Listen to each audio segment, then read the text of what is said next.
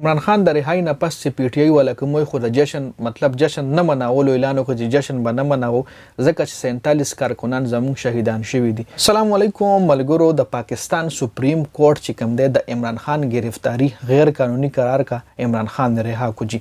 اوس دا ویډیو چې زه کوم جوړوم او دا کوم خبرې دی ویډیو کې تاسو سره زکوم نو دا ویډیو تاسو از پاکستان وګوره کته یو پی ټی آی ورکړي یا جی یو آی ورکړي یا د مریم نواز پټای نه دا ټایم ته پټای سوچ د ذهن نو باسه او از پاکستانی زما دا ویډیو وګوره د 47 کسان چې د مختلف احتجاجونو کې شهیدان شوي دي ادي ذمہواران څوک شو. پیښور کې چې کوم بي آر ټي بس باندې بس سټیشن باندې اور ولګېدو دا غي ذمہواران څوک شو. پیښور کې چې کوم د اصلي دکان لوټ کړل شو ډیر اصلي دکانونه خو مال خبر راغله کې د شنور دکانونه هم لوټ کړل شي چې هغه نه اصله هم تماچې ټوپک کلاشینکوف او ګرانی دا غي ذمہواران څوک شو. ملک لچ څومره نقصان ورسېدو آیا دې ذمہوار څوک شو او آیا دا نقصان چې پوره کیږي دا به موږ نه څنګه پوره کیږي.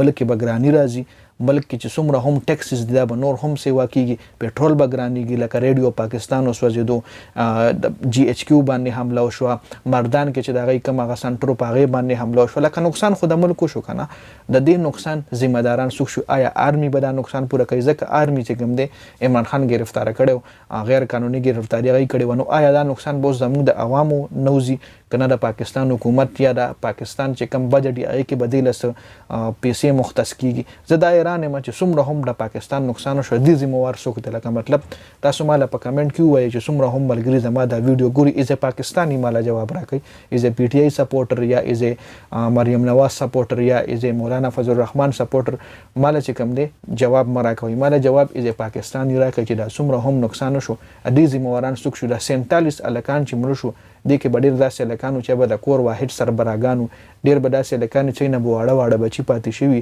نو د ذمہواران څوک شو. دا 47 لکان چې پکې مختلف ځایونو کې شهیدان شو د ذمہواران څوک شو. عمران خان د رهایی نه پس چې پی ټی آی ولا کوم خو د جشن مطلب جشن نه مناولو اعلان وکړ چې جشن به نه مناو ځکه چې 47 کارکنان زموږ شهیدان شوي دي. څومره هم ملګرو د ما دا ویډیو وکړه نو ما سره په کمنټ کې خپل رائے ضرور پیش کړئ چې آیا د ملک دا نقصان کول ضروری د مختلف ځایونو کې اورونه ولګېدل الکان پر لکه د هر څه به ریکور شي هر څه به شي څومره هم تاوان شوی دی هغه به ریکور شي بس سټیشن به بلم جوړ شي هغه د چا دکانونه چې جوړ شي به ځان له نور دکانونه هم ولګي که په خپلو پیسو لګي حکومت ورسره مدد کوي د هغوی دکانونه هم جوړ شي. و دا 47 الکان چې پکې وفات شو دا 47 الکان چې پکې شهیدان شو دی به آیا واپس راشي دی هیڅ کله هم واپس نشي راتلی دی زندګیانې چې کوم ډېرې زیاتې قیمتي وي.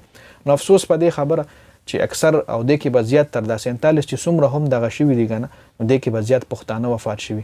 الله پاک دې زموږ په حال باندې رحم وکړي الله پاک دې پښتنو له خیر پېښ کړي څومره هم پښتانه په دې وطن کې ژوند کوي یا وطن نه بهر ژوند کوي نو الله پاک دې د هغوی سرونو له بقایا خیر کړي. نو د ویډیو کتلو زیاته مننه. ویډیو مخکې ملګرو سره ضرور شریکه کړئ. جنید خان افیشل چینل هم سبسکرایب کړئ پیج هم لایک کړئ.